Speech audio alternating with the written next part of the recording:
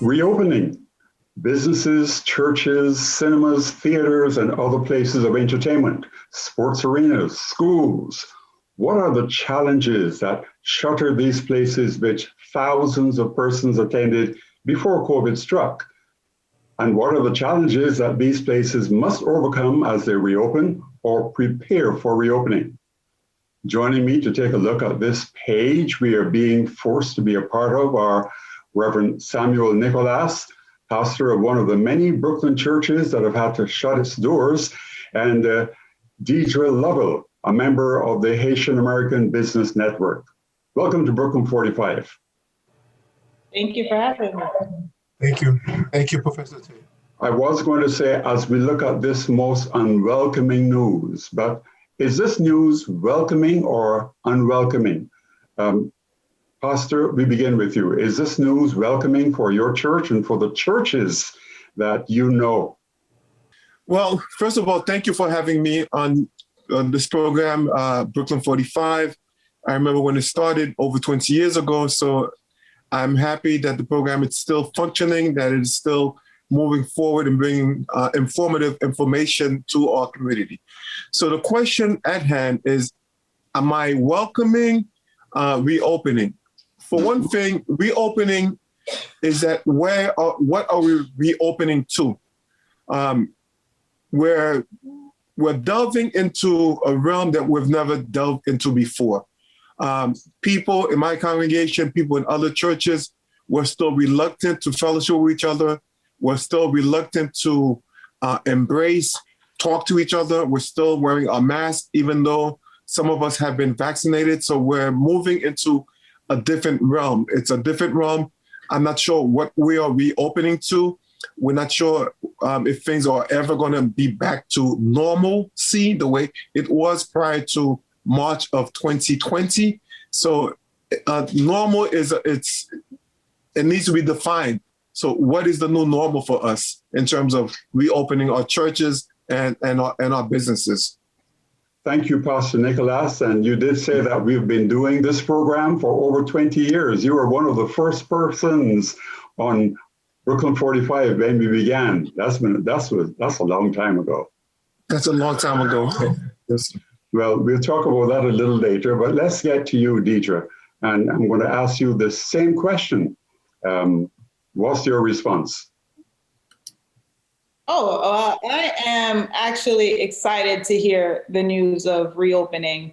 Although, as Pastor mentioned, it is unknown what that looks like exactly, but I know for me and the way we do business and the interactions that we couldn't have for these past year, I am looking forward to just whatever that looks like as we inch our way closer to normalcy. So I am looking forward to see, although it's going to be different, it's not going to be 100% the same. I am looking forward to continuing business and also interacting with loved ones. Let's talk about these differences that we are going to have to adapt to. Dheydra, let's continue with you, and then we'll ask the same question to Pastor Nicolas. These differences that you're going to have to adapt and adjust to. Well, some of them are what we're doing currently. The mask wearing is not fun, not at all. I miss seeing smiles and communicating in a normal way. However, whatever's going to keep us safe is necessary, and we just have to adjust to certain things. Now, as the CDC and the state and the city starts to relax some of these laws and regulations, we may have to, also adjust to these things as well. But whatever those mandates are, the bigger picture is it is comforting to know that we may eventually go ahead and move into normalcy. Pastor Nicolas, I know things are so different for you in church and for churches that are in Brooklyn, and actually across America and across the world. Yes, it is. Things are different for us in church. Our church, we used to function having 2 full services, averaging 1,200 people per service on a regular basis on Sundays. But now we know some of our congregations, some other sister congregations, that I'm still finding out that some of them haven't even opened their doors yet. One of the things that a lot of our pastors had to learn how to do was how to function on phone lines and function on Zoom, and have their meetings via telephone line. So that's one of the things. So having the congregants meet on Zoom and on the phone lines is good because you're keeping the church involved. But in terms of reopening the doors, the safety measures that the churches had to undertake to open the doors, some of the churches, after being closed for over a year, being closed for 6 months, they did not have the financial capabilities to be able to open up the doors, sanitizing the churches, installing hand sanitizers, installing signs, making sure that everyone is sitting 6 feet apart, making sure that people are sitting 25% capacity when you're used to functioning at 100% capacity. How do you collect your offering? How do you give? How do you participate in the Eucharist? Some of our churches used to break the bread and drink the wine.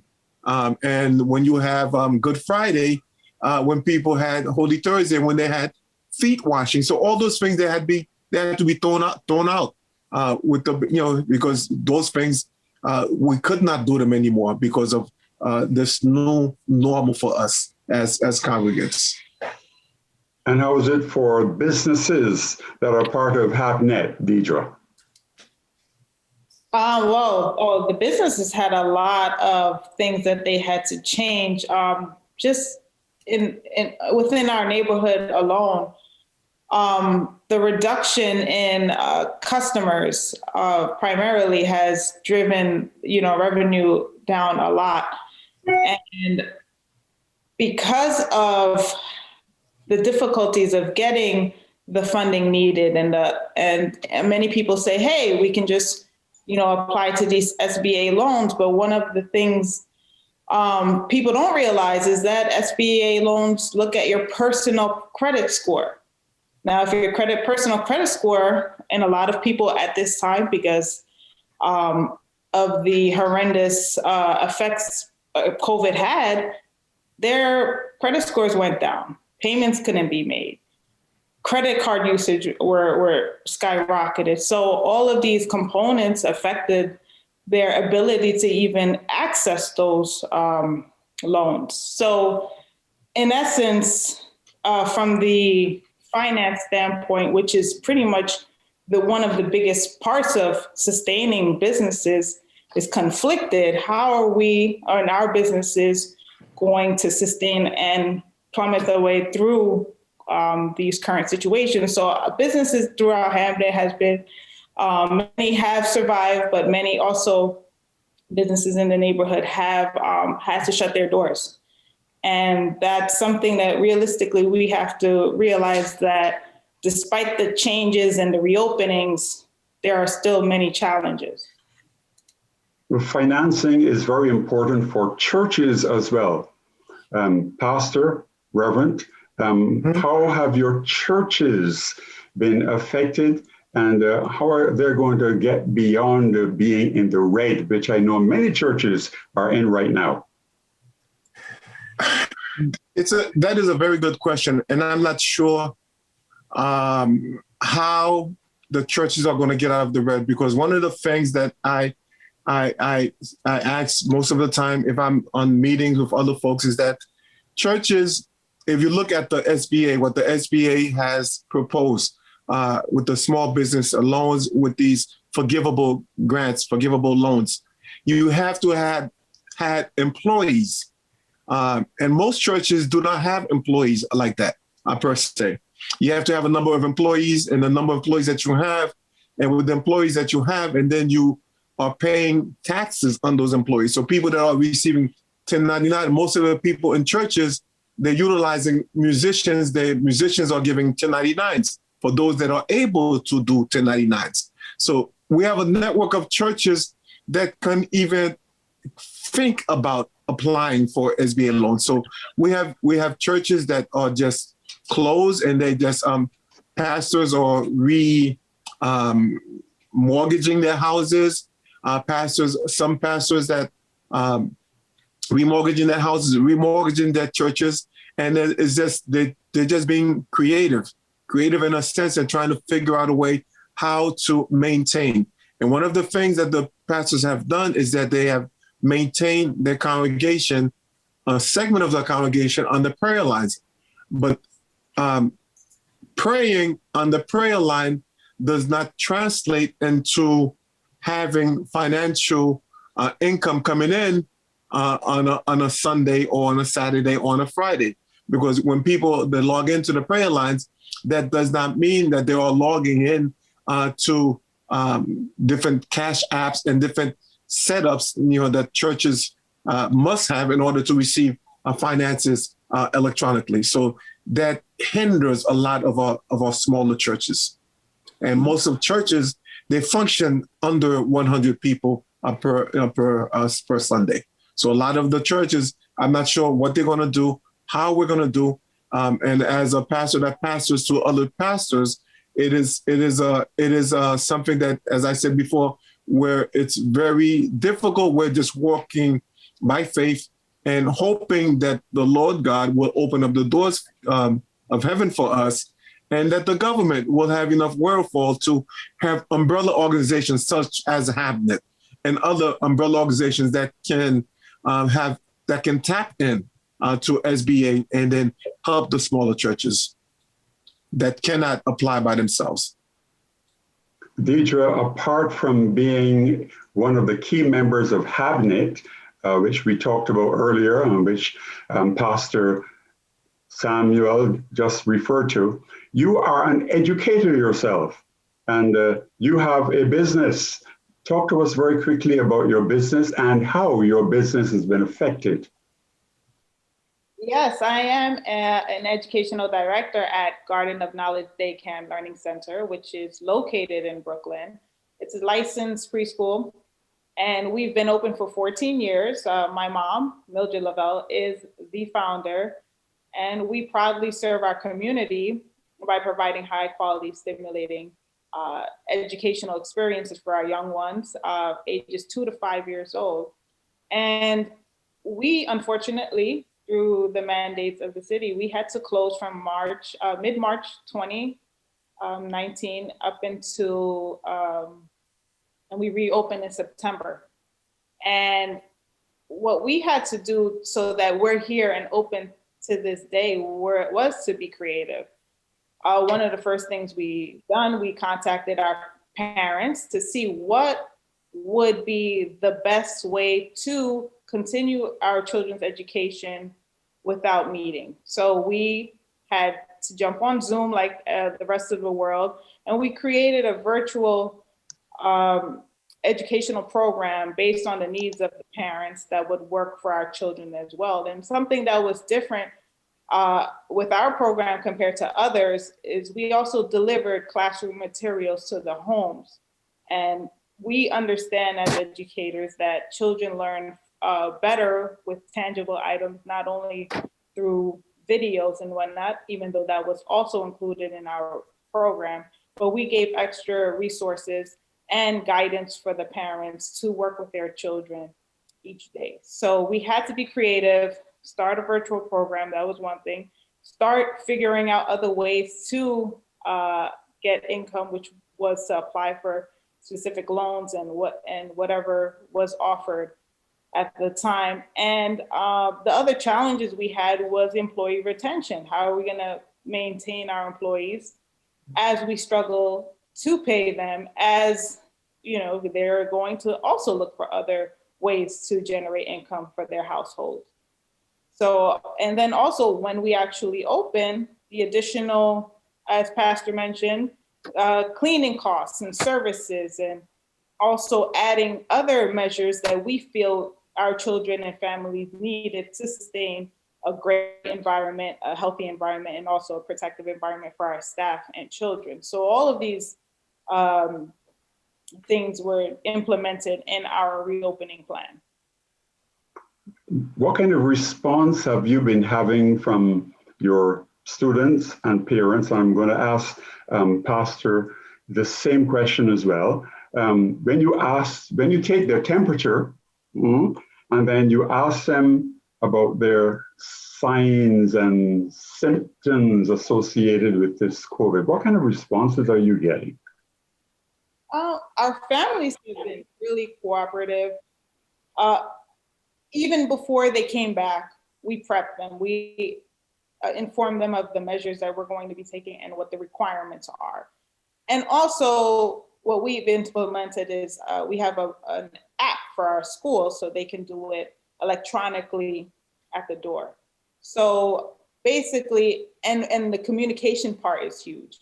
So we're constantly talking to our parents. They've been really understanding, great, and cooperative throughout the process.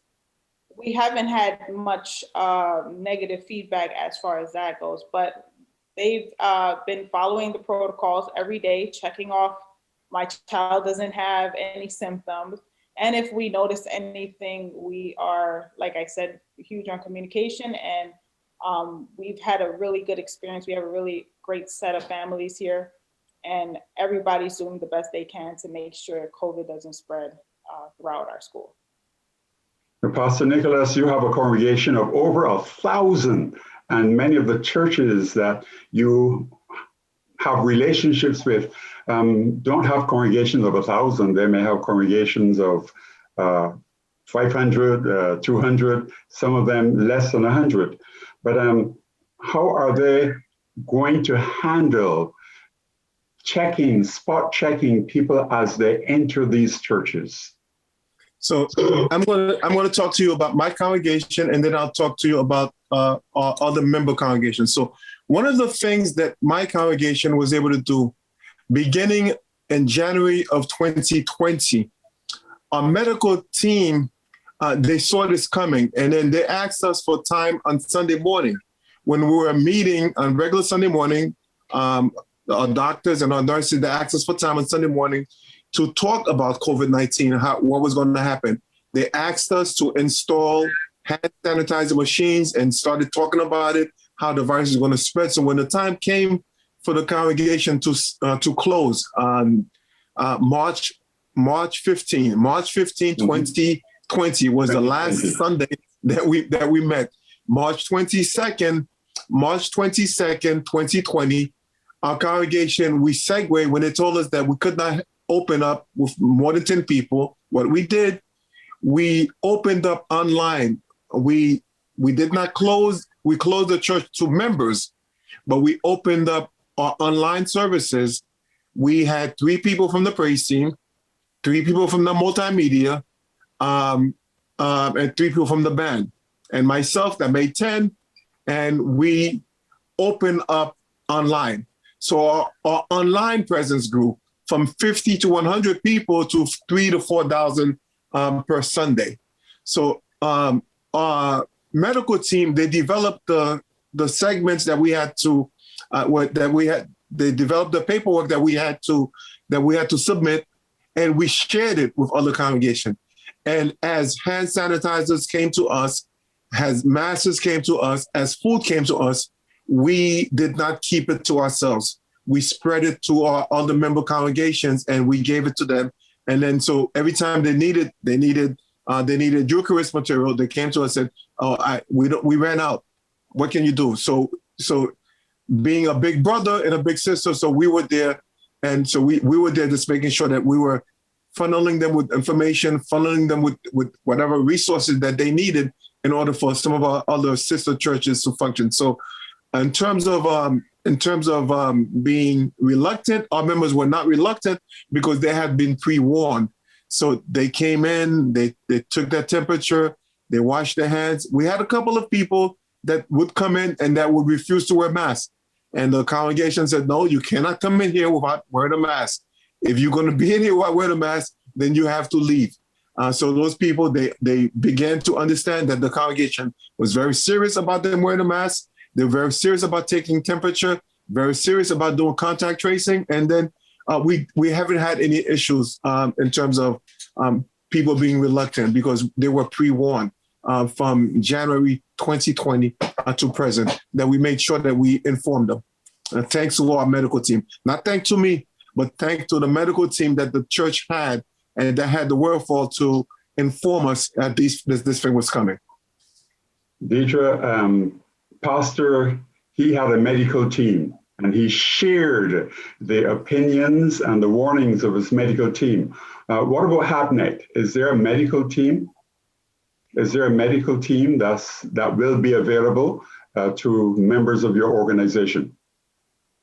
At this time, it's something I would have to speak further with Mr. Jackson Rockenster about. However, HAPNET has been doing a great job throughout this period in informing businesses and also helping to supply the necessary protective equipment, whether it be masks, hand sanitizers. I am a member of the FS Nostrand Merchant Association as well. And we've been doing work throughout this time to make sure that what we can to make sure that businesses within our community have the necessary equipment to help prevent COVID from spreading throughout the community and also within the businesses. But as far as having a specific health team, that's something I would have to get back to you on. Sure.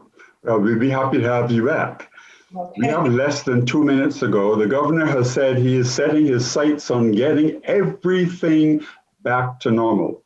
Let's talk about this getting back to normal. And you've got 1 minute each. They usually say ladies first. So I'm going to throw this first at you, and then we're going to come back to Pastor Nicolas for his response to that. So, getting back to normal. Getting back to normal means 100% getting back to normal. Being able to go throughout our city, throughout businesses with the least amount of restrictions possible. And I am hopeful that this will happen and this will happen soon. I am also trying to be hopeful that more businesses will be sustainable to see that goal, to see that actually happen as we are facing difficulties with, finances. That's the biggest thing. If we don't have that circulating in our communities and our neighborhoods, then this doesn't mean anything. And we are here to actually, produce and offer the opportunities back to our communities. Okay, I've got to get Pastor Samuel back on this here. We've only got 45 seconds. Well, 30 seconds. Well, we're gonna try our best to do as much as normalcy as we can, knowing that nothing is normal. So as people of faith, we're gonna continue to walk by faith and not by sight, because we cannot dictate, and no one can dictate exactly what the new normal is going to be. So we're going to continue to walk in faith. We're going to continue to walk trusting the science, trusting government, trusting all leaders such as yourself to give us the information that we need. And as we get the information, we'll share it with our people. Thank you, Sam, for having me. And God bless you. God bless you, Ms. Lovell. It was a pleasure meeting you. Pleasure meeting you too. Thank you, Sam. Yes, thank you, Reverend Nicolas, and thank you, Ms. Lovell. We invite you who have watched this program to partner with us at Brooklyn 45. You can do this in several ways. You can suggest topics you want us to provide information about. Just go to our website, www.brooklyn45.com. We are a 501c3 not-for-profit community TV program. So when you support us, our communities benefit as well. That is the number 2. And you benefit as well. So please support us.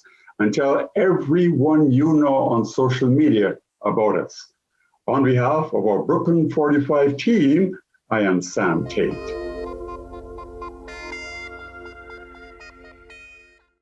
Brooklyn 45 is a 501c3 not-for-profit, and we welcome your support. Check out our website, brooklyn45.com, and feel free to donate or share it with your friends and family. Have any comments or questions? Send them to our Facebook, facebook.com/brooklyn45tv.